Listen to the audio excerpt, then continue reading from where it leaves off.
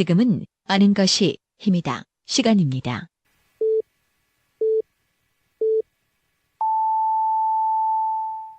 Welcome to the best podcast. Knowledge is power.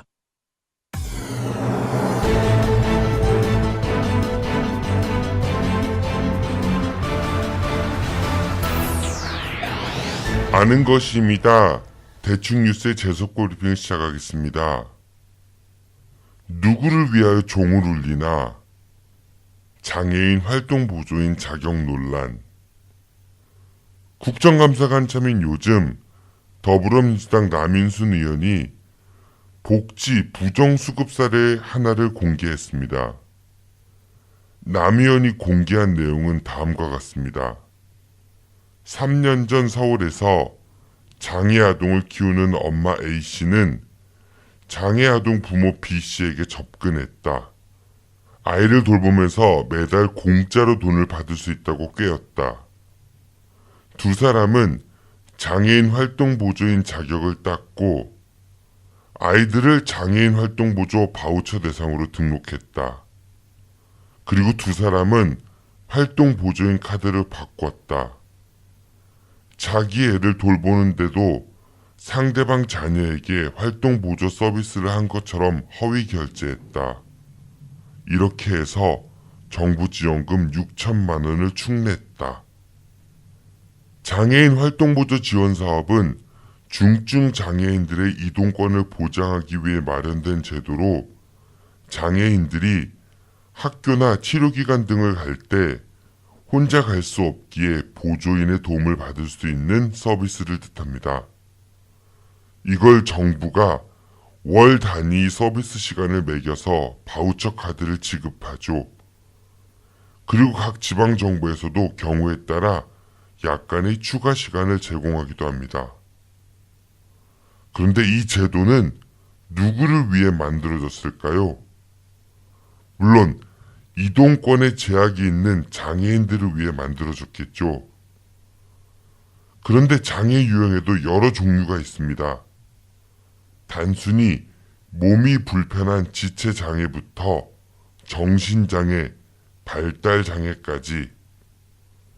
그렇다면 장애인들이 이동을 할 때 누구와 함께 다니는 것이 더 편할까요?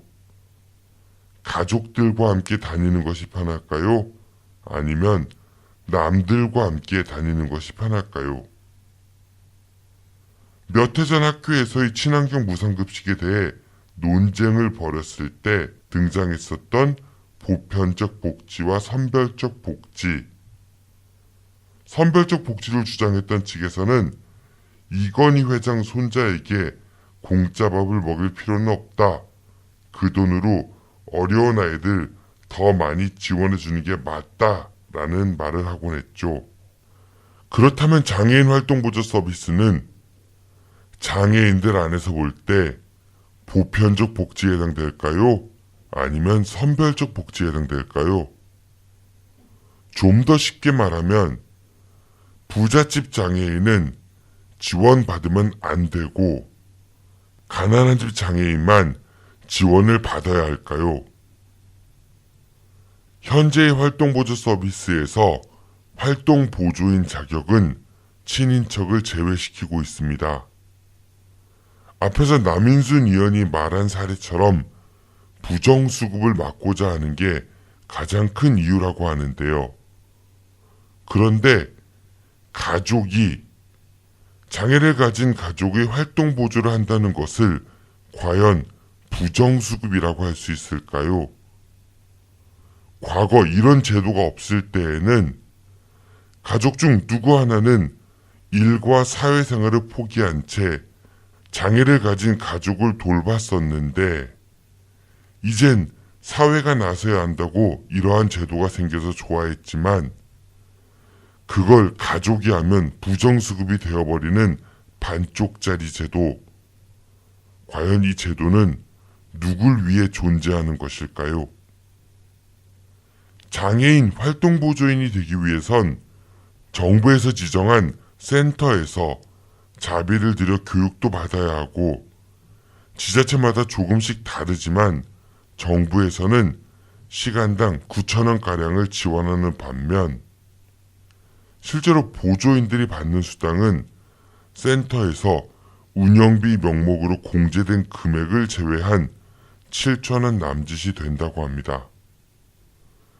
이것도 활동 지원 시간이 많이 배정된 장애인들이야 활동 보조인 구하기가 비교적 수월하지만 상대적으로 적은 시간을 배정받은 장애인들의 경우 수당 액수가 적어 활동 보조인을 구하기가 쉽지 않은 게 현실이기도 합니다.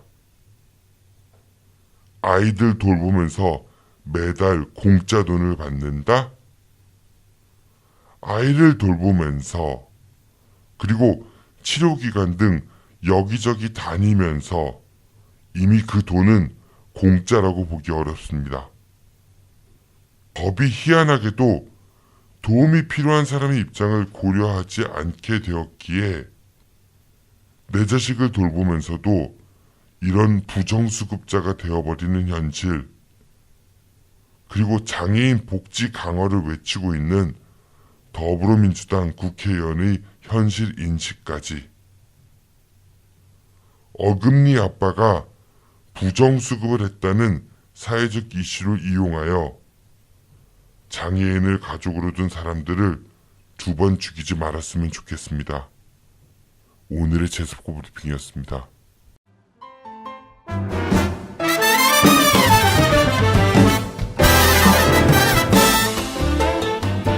안녕하세요. 관저동에 위치한 에드엠 실용음악학원입니다. 깔끔하고 넓은 합주시설부터 개인 연습실까지 최고의 시설과 최고의 강사진으로 참 음악 교육을 실천하고 있습니다. 인성과 실력을 겸비한 차세대 뮤지션을 양성하는 데 최선을 다하고 있습니다. 아울러 공연장을 함께 운영하고 있어 여러 방면으로 많은 경험을 할 수 있도록 노력을 기울였습니다. 예술고등학교와 예술대학교 입시를 전문으로 하며 작곡과 미디 보컬 레코딩 수업에 특화된 믿을 수 있는 실용음악학원입니다. 저희는 기타와 베이스, 그리고 드럼, 신디사이저, 색소폰, 작곡과 미디 이렇게 다양한 전공 과목을 지도해드리고 있습니다. 지금 바로 신청하세요. 그리고 꿈을 이루세요. 감사합니다. 문의전화 042-541-5337.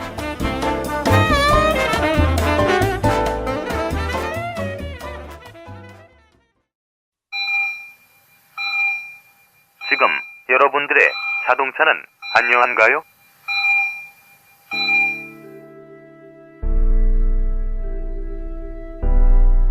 자동차는 편리한 교통수단이기 전에 나와 내 가족의 소중한 생명을 지켜주는 또 하나의 나입니다. 자동차 역시 우리들처럼 정기적인 건강관리가 필요하며 아플 경우 치료와 수술이 필요합니다. 나와 내 가족의 소중한 생명 지킴이 내 차의 모든 것을 이제 낭만카닥터 김사부와 상의하세요. 자동차의 돌담병원 북대전 모터스에 오시면 내 차의 모든 것이 편안합니다. 내 차를 위한 엑스레이, CT, MRI 등 최신 장비와 대한민국 최고의 자동차 엔지니어인 저 낭만카닥터 김사부를 만나실 수 있습니다. 북대전 IC에서 테크노밸리 방향 언덕 위의 하얀 집, 정신병원 아닙니다. 이상 여러분들의 자동차 주치 낭만카닥터 김사부였습니다. 꼭꼭 숨어봤자 금강유정 손바닥이다. 김종술 기자의 4대강 술래잡기.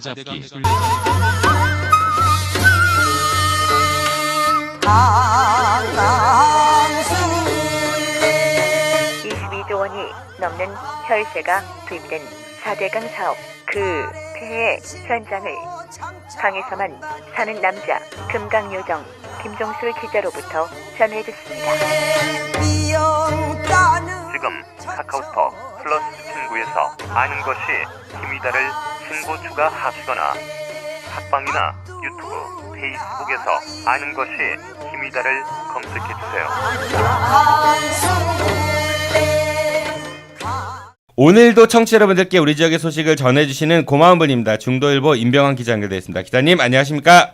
네, 안녕하세요. 네, 오늘 재속보 브리핑에서는 장애인 활동보조에 관련한 이야기를 좀 했더라고요. 요즘 국간기간이어가지고 더불어민주당 남인순 의원이 장애인 활동 보조 이제 그 수당 지급에 관련해서 부정수급 사례를 언급했는데 이제 지금은 장애인 활동 보조는 그 직계 가족이 할 수가 없습니다. 그러니까 남한테 맡겨야 되는 거고 반드시. 근데 이제 장애 아이를 둔 부모 입장에서는 남한테 아이를 맡기는 것보다는 본인이 데리고 다니는 게 훨씬 더 좋다라고 생각을 하겠죠. 마음도 좀 편안할 거고 또 아이들 입장에서도 엄마나 아빠 아니면 할아버지 할머니랑 다니는 게 모르는 분하고 다니는 것보다는 나을 수 있을 거고 그래서 그 장애 아동을 둔 어머니들이 서로 이제 바우처 카드를 바꿔가지고 그러니까 실질적으로는 자기 아이를 돌보지만 서류상으로는 남의 아이를 돌보는 것처럼 해서 부정수급으로 3년 동안 6천여만 원을 이제 축냈다 뭐 이런 식의 얘기를 했더라고요. 근데 실질적으로 이 장애인 활동보조 지원 사업이 누구를 위해서 만들어진 건지에 대해서 한번 좀 생각해 볼 필요는 있을 것 같아요. 학부모들로서는 사실은 아이를 좀 더 편안하게 해주려는 마음에서 했던 건데 지금 행정적으로는 어떤 국가 예산을 좀 횡령한 사건이 되어버렸네요. 그러니까 이게 그 예를 들어가지고 요양보호사 같은 경우는 가족이 돌볼 수도 있거든요. 가족한테도 바우처를 인정을 해주거든요. 그런데 장애인 활동보조는 그게 안 되고 있단 말이죠. 그러니까 실제 만약에 그 장애인을 위한 제도라고 하면은 그 장애인이 가장 편안함을 느낄 수 있는 그러한 방법을 강구해야 되는데 부정수급을 하는 예를 들어가지고 장애인들을 방치해놓고 실제로 돌보지 않고 그냥 돈만 타먹는 사례들도 물론 있겠죠. 그런데 그게 과연 얼마나 되겠냐는 거죠. 그러니까 최근에 그 어금니 아빠 사건 때문에 이 부정수급 논란이 일어나니까 그 사회적 그 시대적 흐름에 편승하기 위해서 이러한 사례를 끄집어낸 것 같다는 생각이 들거든요. 저 같은 경우는. 그런데 이게 제도의 허점에 대해서는 좀 더 법을 만드는 분들이 고민해야 되지 않을까 그런 생각이 들어서 좀 마음이 아팠습니다. 여기 또 가벼운 장애인 경우에도 활동보조인을 좀 구하는 게 쉽지 않을 수 있겠지만 중증장애인 같은 경우에는 활동보조인들이 가까이 좀 가서 일하는 걸 더 꺼려하지 않을까요? 그런 분들은 말 그대로 활동보조인 찾는 게 말 그대로 모래에서 바늘 찾기 시작으로 어렵지 않을까. 실제로 뭐 중증 장애인 분들이나 아니면 의사소통이 어려운 뭐 발달장애 이런 분들 같은 경우는 잘 안 하려고들 하죠. 어려우니까 기왕이면 쉬운 분들 하는 게 좀이라도 손쉬운 분들 하는 게 낫고 그리고 또 이게 등급에 따라서 그 바우처 시간이 정해져 있는데 시간을 조금밖에 쓸 수 없는 장애인들 같은 경우는 활동보조인을 구하기가 되게 어렵습니다. 돈이 안 된다는 이유로. 그러니까 이러한 문제 제도의 허점들에 대해서 좀 정부가 더 고민해봐야 되지 않을까라는 생각이 들고 또 하나는 이게 실제로 한 9,000원 정도 시간당 그 정도 이제 조금 차이는 있지만은 지원이 된다고 하는데 그 중간에서 이제 그거를 관리하는 센터가 있어요. 그 센터에서 좀 수수료 명목으로 떼요. 운영비 같은 걸로 해서 7,000원 정도를 받나 제가 뭐 정확한 그 집계는 모르겠지만은 그러니까 실질적으로 장애인들을 위해서 만들어진 제도인데 그게 이제 그 제도가 적용됨에 있어서는 장애인들을 감시하는 그러니까 잠재적으로 일단은 부정수급할 수 있다라는 그런 개연성을 놓고 출발하는 거니까. 그러니까 만약에 가족인데 돈을 왜 받아 이런 논리라고 하면은 정말 맞벌이를 해야 되는데 맞벌이를 포기해야 되는 그런 가정들도 있을 수 있잖아요. 그런데 내 아이를 못 돌보고 남한테 맡겨야 되는 거예요. 부잣집 장애인들은 이런 거를 지원받지 않아도 되고 가난한 집 장애인들만 지원받아라 이런 논리도 말이 안 될 것 같고 사실 장애인들도 이동권이라는 게 보장받아야 되는데 그런 일환으로 우리가 이제 복지 서비스를 제공을 하는 거잖아요. 근데 몇 가지 잘못된 사례들만 들춰내가지고 이거를 부정으로 몰고 간다. 저는 좀 제도 개선이 필요하지 않을까 그런 생각이 듭니다. 저는 뭐 이런 사안이 있을 때 이런 좀 생각을 해봐요. 제가 뭐 우리나라가 국제화됐다고 얘기를 할 때마다 제 주변에는 외국인 친구들이 누가 있을까 아니면은 외국인 근로자들 뭐 이런 분들이 제 주변에 친구가 있던가 아니면 지금 같은 경우에는 내 친구 중에 장애인이 있었던가 생각해보면 좀 뭐라 할까 제 친구 주변에 장애인이 누가 있나 생각하면 잘 안 떠올라요. 그만큼 거리감 있게 지내왔다는 걸 할까요?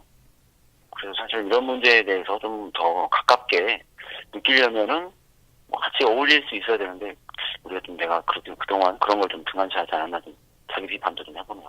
그래서 어제 방송했던 박정현의 머슴일기에서 그 대전광역시의 박정현 의원이 이러한 제도의 그 미비점을 보완하기 위한 그런 결의안이든 아니면 권고안이든 이런 것들을 대전시 의회 차원에서 추진해 보겠다고 저희 방송에서 약속을 좀 하셨었고요. 뭐 임병환 기자님은 그래요. 주변에 외국인 친구가 별로 없다고 하시지만은 그래도 남들보다 나은 게 외계인 친구가 있잖아요. 저. 그러게요. 네. 그 네. 또라이 정진호와 함께 네. 그러니까 이런 분을 제가 곰곰이 따지면 어느 분류에도 속하지 않는 분이 여기 있죠. 네. 그래요. 어느 부류에도 속하지 않는 네, 이 또라이 정진호와 함께 오늘 뉴스를 한번 진행을 해보도록 하시죠. 오늘은 첫 번째로 어떤 뉴스 전해주실 건가요? 네, 그 대전의 정체성과 역사를 담은 상징타워를 건립하자는 목소리에 힘이 실리고 있습니다. 대전시 개발위원회가 먼저 불을 붙이고 대전시와 동구 그리고 중구 등이 이에 호응하는 방식으로 상징타워 필요성에 대한 공감대가 빠르게 확산되는 것인데요. 대전일보가 일련의 소식을 기획보도로 전달하고 있습니다. 국내 도시의 상징타워가 마련돼 지역을 상징하거나 관광의 거점이 되고 있는데 대전만 그러지 못한 실정입니다.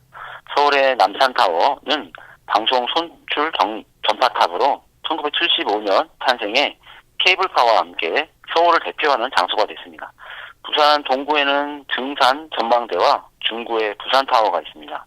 그중 부산타워는 1973년 건립돼 최근 대대적인 리모델링을 거쳐 다시 태어났는데요. 부산의 과거부터 현재까지 모습을 한 곳에서 볼 수 있고 높이 120m 전망대에서 부산 시내와 바다 풍경을 볼 수 있다고 합니다. 부산타워에는 지난 7월 입장객이 36,000명에 달했다고 합니다. 이 밖에 미국 뉴욕 엠파이어 스테이트 빌딩이나 프랑스 에펠탑, 대만 타이페이의 101 빌딩 등이 대표적 상징타워로 불리며 지역에도 세워야 한다는 여론이 불이 붙고 있는 것입니다. 저는 이거 조금 생각이 많이 다른 게 우선은 서울의 그 서울타워를 보러 그 서울 N타워라고 하죠. 옛날에 뭐 남산타워라고도 불렸던 네 그거 보러 가는 사람 별로 없을걸요? 간 김에 가는 거지. 부산에 그 부산에 있는 그 아까 뭐 부산타워요? 부산타워. 그거를 보러 부산 가는 사람 별로 없어요. 그 부산 국제영화제나 해운대 이런 데 놀러 간 김에 가는 거지. 뉴욕의 엠파이어 스테이트 빌딩 보러 뉴욕 가는 사람 없을 거예요. 뉴욕에 볼 게 워낙 많잖아요. 뭐 브로드웨이부터 해서 굉장히 많죠.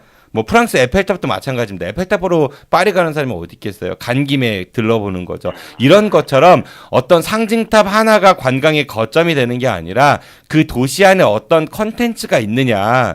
저는 그게 더 핵심일 거라는 생각이 들거든요. 그런데 대전에는 사실 그런 컨텐츠를 만들어야겠다는 생각보다도 이런 보여지기식의 이런 상징물을 만들어야 된다는 사고 자체가 저는 좀 답답하다는 생각이 듭니다. 대전에 뭐 엑스포 당시 세워진 한비탑도 있고요. 그리고 한비탑이 이렇게 빛나지 못하는 이유는 콘텐츠가 없어서 그런 거 아닐까요? 한비탑 자체가 뭐 흉물스럽거나 못생겼거나 이런 것들이 아니라 그러니까 오히려 한비탑을 우리가 지키지 못했죠. 주변에 옛날 엑스포장이 다 폐쇄가 되고 이제 다 철거가 되고 있잖아요. 한비탑만 지금 아마 남게 될 텐데 그런 상황에서 한비탑 하나만 덩그러니 남았을 때 지역의 상징으로서의 가치가 계속 지켜질 수 있을까요?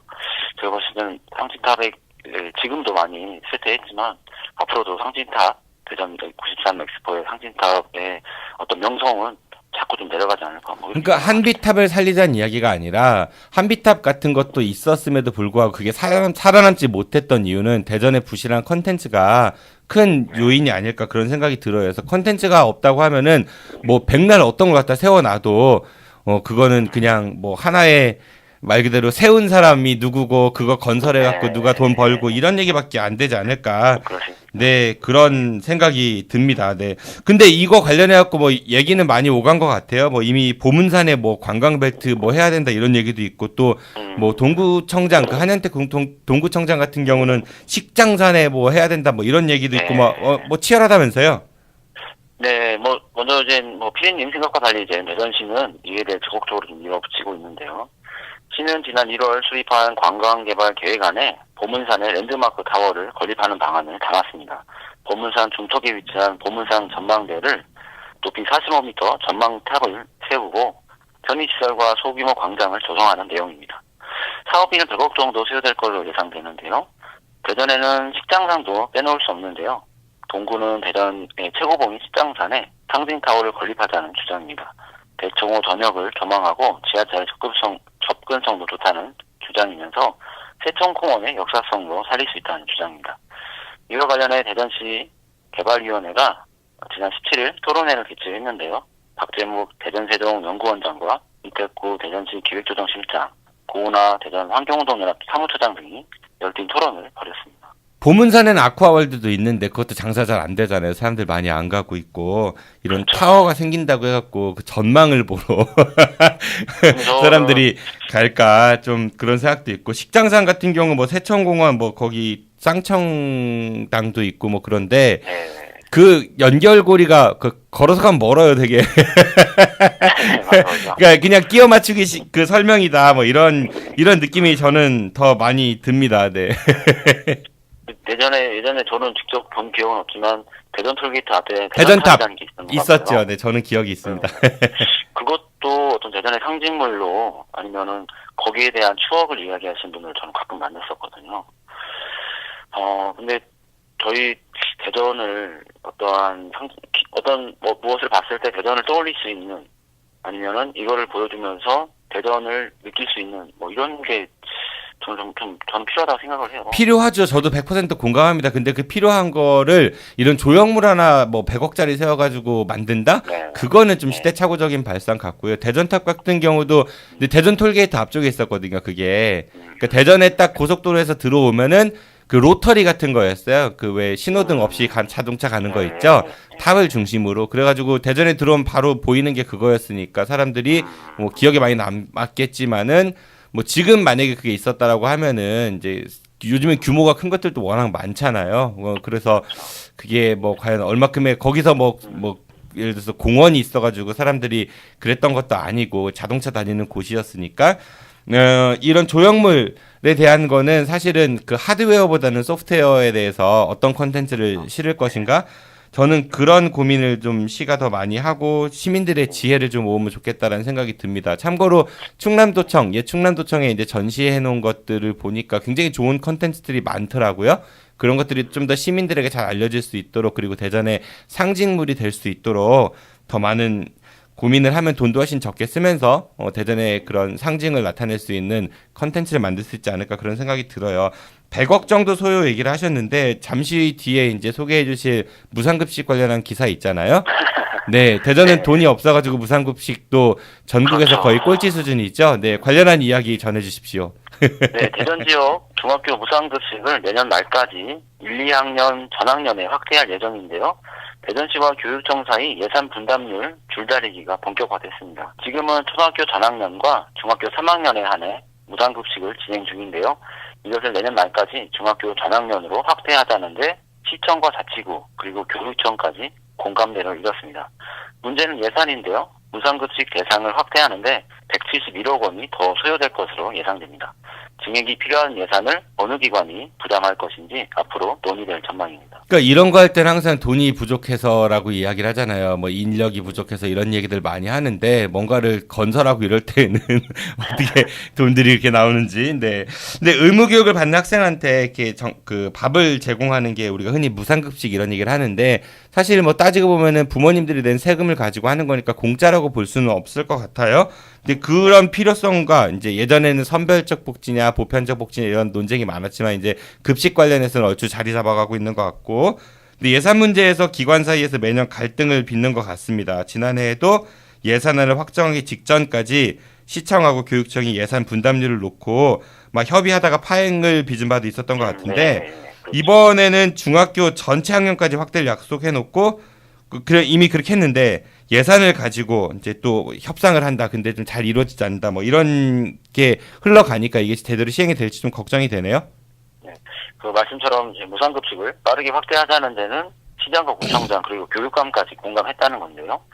특히 권순택 시장과 대전 5개 구청장들이 지난주에 한 자리에 모여 현안 토의를 했는데 여기서도 무상급식 확대가 주요 의제였습니다. 시장과 구청장들은 내년 중학교 무상급식을 전면 시행하되 자치구의 재정 상황이 열악하니 예산 분담의 비중을 줄이자고 합의했습니다. 현재 무상급식의 전체 예산이 564억 원이 소요되는데 이 중 시청이 40%를 부담하고 교육청 40%, 자치구 20%를 부담하고 있습니다. 이를 이번에 조정해 시청은 34%, 구청은 13%까지 줄이고 교육청은 54% 정도까지 확대하자는 게 시청과 구청의 생각입니다. 이 같은 시청과 구청의 결정 때문에 교육청의 예산 부담이 늘어날 수밖에 없는데요. 교육청은 시로부터 비법정 전입금을 확대하는 우회 지원이 있어야 무상급식의 예산을 증액할 수 있다는 주장인데요.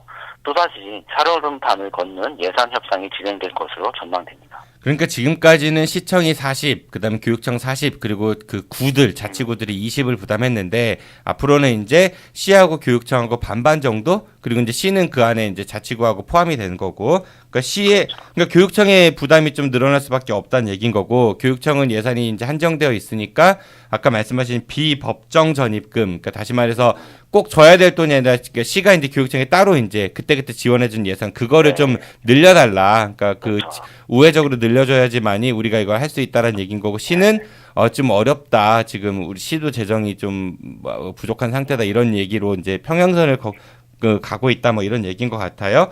어제 방송 그 박정현의 머슴일기에서 그 박정현 의원은 이제 시 예산 담당하고 있으니까 제가 이 사안에 대해서도 좀 물어봤고요.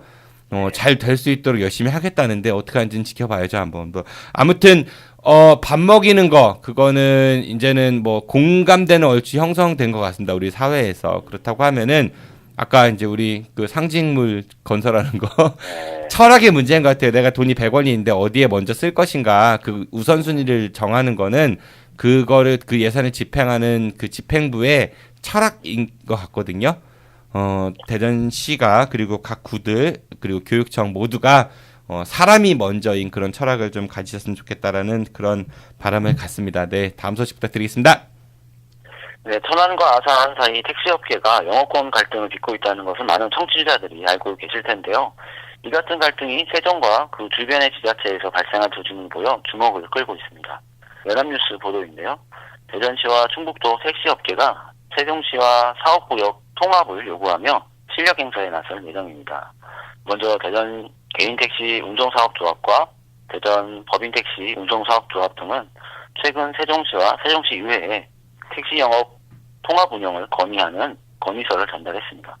또 충북도 택시업계도 KTX 오송역에서 정부 세종청사 구간에서 청주와 세종택시 공동 영업이 가능하도록 요구하고 있습니다. 그 택시는 각 지역마다 영업 구역이 있으니까 그걸 침범하면은 이제 과태료 물고 이렇죠. 근데 지금 얘기는 세종은 좀 장사가 잘 되는 것 같으니까 대전하고 충북 같은 경우 좀 장사가 안 되니까 통합해갖고 같이 먹고 살자 뭐 이런 주장인 것 같아요.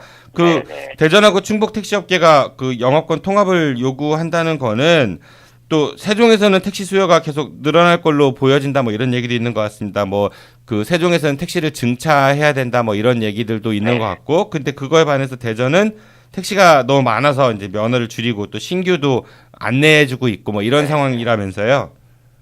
그 세종시는 올해 개인택시 60대와 법인택시 10대 등 모두 70대를 증차한다고 합니다. 하지만 대전에서는 신규 택시 면허를 발급하지 않고 차량 대수를 오히려 줄이고 있는데요. 이 때문에 대전 택시업계는 세종 영업권과 통합을 강력하게 요구하고 있습니다.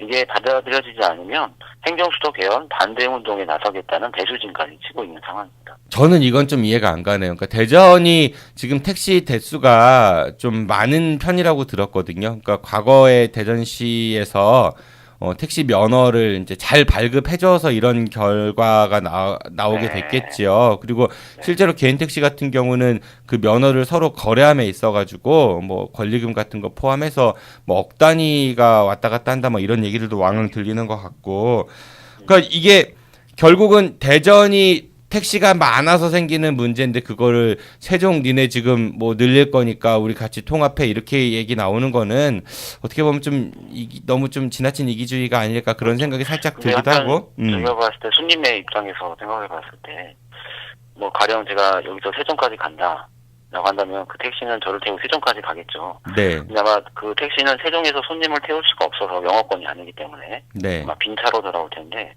그런 경우에 이제 그 택시는 저한테 돌아오는 비용까지 감안한 금액을 요구하겠죠. 그런 면에서라면 그 영업권을 통합을 한다면은 이용하는 저는 갈 때 말 그대로 순수 금액만 부담하고 갈 수 있는 여건이 만들어지는 게 아닌가, 뭐 이렇게도 생각해 보고 있습니다. 세종 입장에서는 그러면은 자기들 영어권을 뺏기는 거니까 반대로 얘기하면은 그렇죠. 네네. 네, 그러면 말 세종 그대로 대전이나 충북의 택시 기사분들이 다 세종으로 넘어와서 영업을 할 수 있는 부분, 이런 부분 때문에 아마 좀 신중할 수밖에 없지 않을까. 그리고 이제 택시 업계에서 행정수도 개헌 반대 운동을 나선다고 그게 과연 얼마큼 실효성이 있을지는 솔직히 좀 네, 이거는 그냥 뭐랄까 그냥 으름장? 아닐까요? 이걸 정말로 한다는 의미라기보다는 그냥 엄포. 영어권 때문에 기사학생이 없을 텐데. 행정수도하고 행정수도가 옮겨져야 되냐 개헌이 돼야 되냐 이런 부분이 택시 영어권에 의해서 좌지우지 될 수도 있다라는 그런 네, 뭐 이야기인데 네, 올죽절박함은 그렇겠냐만서도 그 절박함의 과정들을 들여다 보면은 얼마큼 설득력이 있는지 저는 좀 궁금합니다. 네, 다음 소식 부탁드리겠습니다. 예, 국감 소식인데요. 한국원자력안전기술원 인턴 채용에 지역대학 1명의 교수가 추천한 학생 10여 명이 합격해 인턴마저 공평한 기회 창출을 외면한 것 아니냐는 지적이 나오고 있습니다. 중도일보 보도인데요. 더불어민주당 박홍근 의원이 한국원자력안전기술원으로부터 제출받은 인턴 채용 현황에 따르면 2014년부터 지난해까지 충남대 언론정보학과 모 교수의 추천으로 안전기술원에 합격한 인턴은 모두 12명이었습니다. 일부 부서에서는 해당 교수가 추천한 학생의 인턴 기간이 끝나면 같은 대학의 같은 학과 출신 또 다른 학생이 연속 채용되기도 했습니다. 이 과정에서 안전기술원은 10일 이상 홈페이지 등의 공고를 통해 공개 채용하는 원칙을 지키지 않았습니다.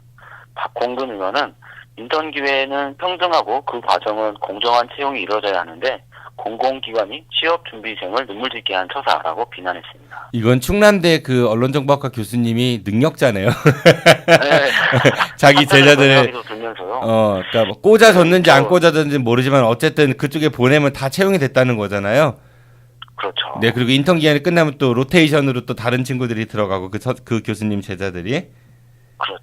네, 그 교수님이나 그 제자들 입장에서는 참 능력자이긴 하겠지만은 전체로 봤을 때는 좀 공정성에 있어서는 심각한 그 불균형이 초래되지 않는가 그런 생각이 들 수도 있겠습니다. 근데 또 여기 국감 자료에서도 나왔지만 원자력 안전기술원의 인턴 채용이 꼭 이 교수님의 추천만 있는 게 아니라 다른 이들의 추천. 그러니까 안전기술원이 그동안 인턴 채용할 때 어떤 공개적인 과정보다는 추천제로 해서 뽑았는 것 같아요.